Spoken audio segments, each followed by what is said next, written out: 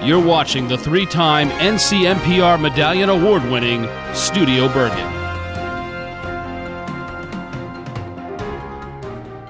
Hi everyone, and welcome to Studio Bergen. What made this month's top 10? Let's count it down. Number 10. The Bergenstages theater troupe will present its final production of the season, Noises Off, a classic comedy showcasing a story within a story, beginning Friday, April 5th at 7:30 p.m. in the Anna Maria Sacconi Theater. Starring students Jason Verhage as Lloyd Dallas and Christine Dunning as Dottie London and Mrs. Clackett, the story centers on the backstage antics of actors in a play and the chaos that ensues when it seems like everything is going wrong. The show runs Friday, April 5th through Saturday, April 13th. Visit tickets.bergen.edu for seats. Number 9. Bergen has received a $12,000 grant from the CVS Health Foundation and the American Cancer Society to develop campaigns targeting the elimination of smoking and tobacco use on and off campus. Under its new Breathe Clear Campus initiative, BCC, the college will become smoke and tobacco free by June 2020. Including another $3,600 grant from the New Jersey Prevention Network, the college has received $15,600 to support the program. Ian Wolf, coordinator of student conduct and information, who co-chairs the campus task force along with Student Government Association Chief Justice Gabriella Setti, will co-chair, said the program will provide resources. The grant's going to enable us to do a couple of different things. One, it's going to increase marketing through signage that we have here on campus, talking about both being a tobacco-free campus and a smoke-free campus, which are two separate and distinct things.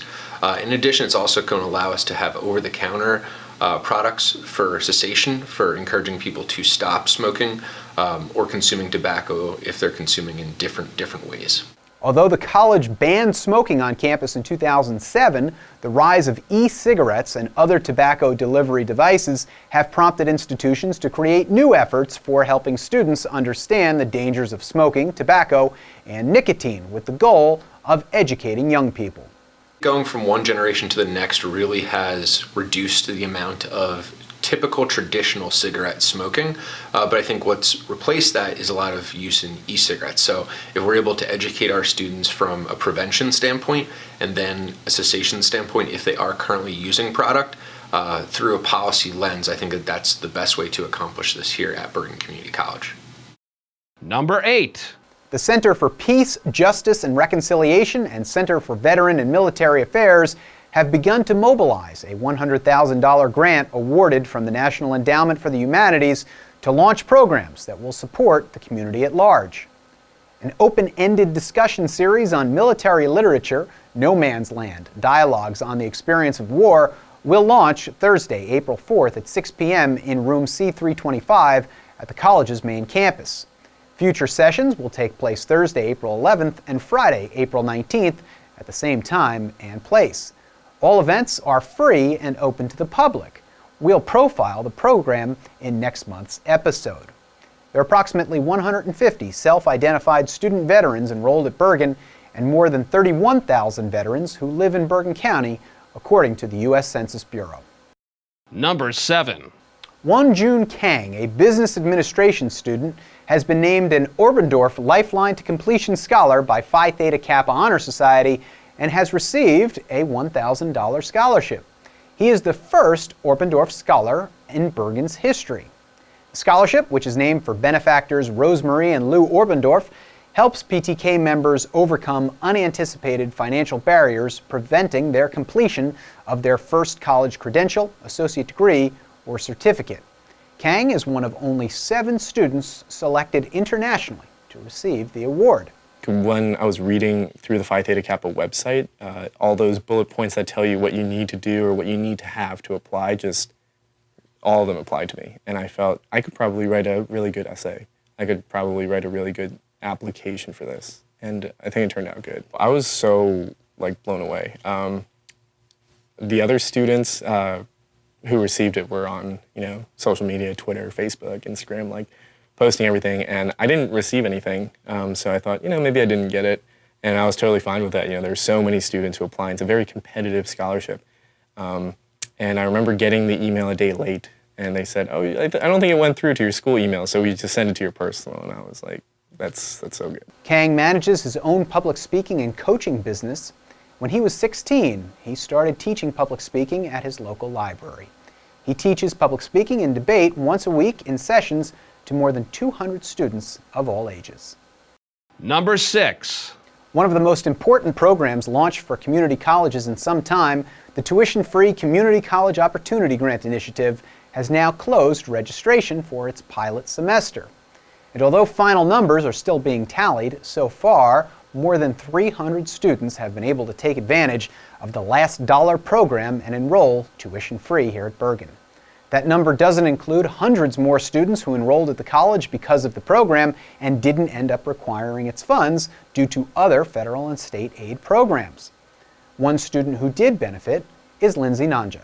I have great aspirations. I have aspirations of becoming a doctor, joining other doctors to find the cure of AIDS and cancer and many other viruses. So there's a problem when people like me dream big, because we are often faced with that big barrier that we cannot be able to afford the next semester. So if I cannot be able to afford this semester's tuition, how will I be able to afford, a medical school? But getting the community college opportunity fund really changed my mind, because it made me keep believing that I can be able to get opportunities like this to continue my education. So when I received that money to pay for the rest of my tuition, I was filled with hope that there's going to be greater opportunities for me to reach my goal. Bergen and 12 other institutions earned $20 million to provide a tuition-free college experience to students with household incomes of less than $45,000 this semester.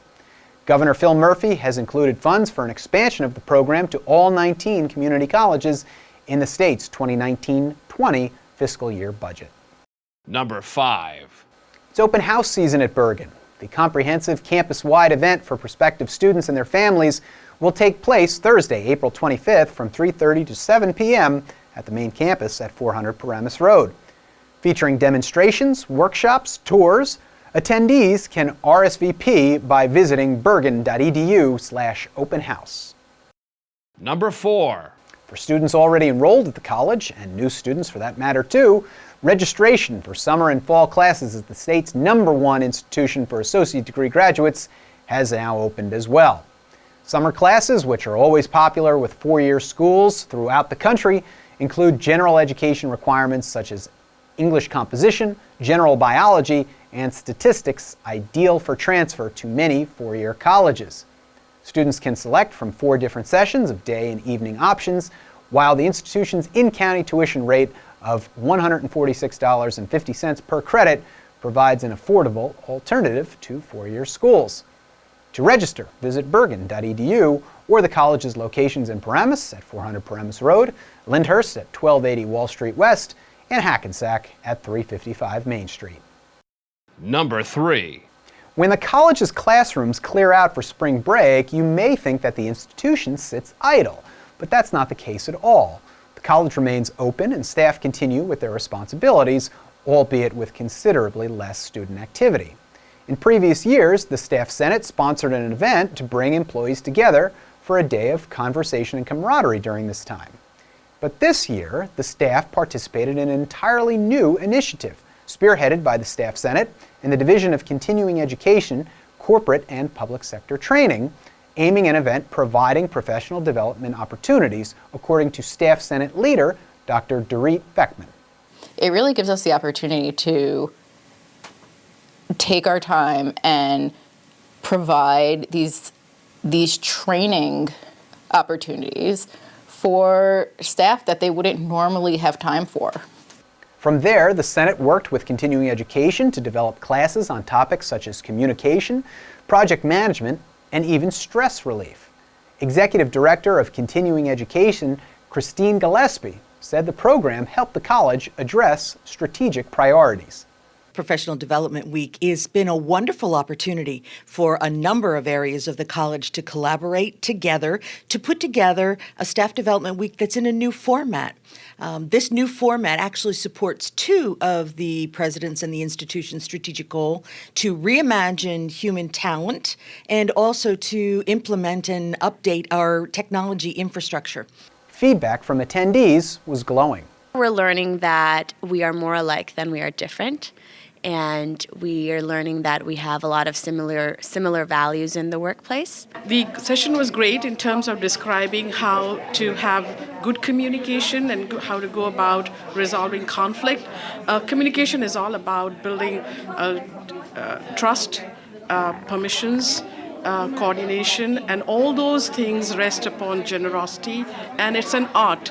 So I learned something that the foundation of building a good communication at the school or at whatever place you work is based on these two pillars, generosity and art. I'm loving this, having a real good time. I'm people who I used to just see in the hall, never say hi to, I now know. I've made millions of friends in the event today. So yeah, it's learning experience in all different ways. Number 2. Professor Ellen Feig has received the John and Sue Ann Roueche Excellence Award from the League in Innovation in the Community College for her work in creating and implementing the TEDx program at the institution. TEDx events provide communities, organizations, and individuals the opportunity to stimulate dialogue through guest speakers. Bergen was the first community college in the country to earn a TEDx license in 2014. Bergen's TEDx events have featured talks on a wide range of issues, including the Armenian genocide and the importance of change in the world. The League for Innovation established the John and Sue Ann Roueche Excellence Awards in 2012. These awards are open to League Alliance member institutions to celebrate outstanding contributions and leadership by community college faculty and staff. Recipients are recognized in a series of activities and promotions and honored at the special events at the League's Innovation Conference each spring. Number 1. In the #MeToo era, Women's History Month may mean more than ever before. In March, Bergen once again celebrated the contributions of women around the world and right here at the college through various events and programs. Among them was Bergen's Rosies, a collection of artwork featuring faculty and staff dressed as icon Rosie the Riveter. Each employee also included a moniker that captures her persona. The program was organized by Women's History Month co-chair Gloria Savalos. The whole world recognizes Rosie the Riveter from the 1940s, and what she represented back then was this working, strong woman, independent. And certainly that has changed throughout the years, and what she represents now is America's feminism and empowerment. And it was with that idea in mind of empowerment that I wanted to highlight the women of Bergen Community College. Student Amanda Fernandez participated and appreciated the opportunity to do so. I think exactly what Rosie embodies, empowered. I felt that it was necessary. I felt that especially during, this political climate that we have going on in our country right now, again, it's needed, and we do need to recognize the people that are around us, the women that are around us, and how their potential and how their work is being exemplified at Bergen. Bergen County Board of Chosen Freeholders Chair and former college trustee, Germaine Ortiz delivered the month's keynote address. She said women have certainly made their voice heard in Bergen County. We're actually led by women, both 3 positions, not only the chairwoman, but the vice chair and the chair pro tempore. First time in over 300 years that it's been led by women, and we're also predominantly women on the board. There's 4 women and 3 men. It's a hard job to take on, but I am looking forward to it. I have a lot of goals in mind here at the county, and education is definitely one of my top priority. As you know, I was a trustee at Bergen Community College, and this means a lot to me. That's our countdown for this month. We'll be back in May for another. For Studio Bergen, I'm Larry Levanka. Thanks and take care.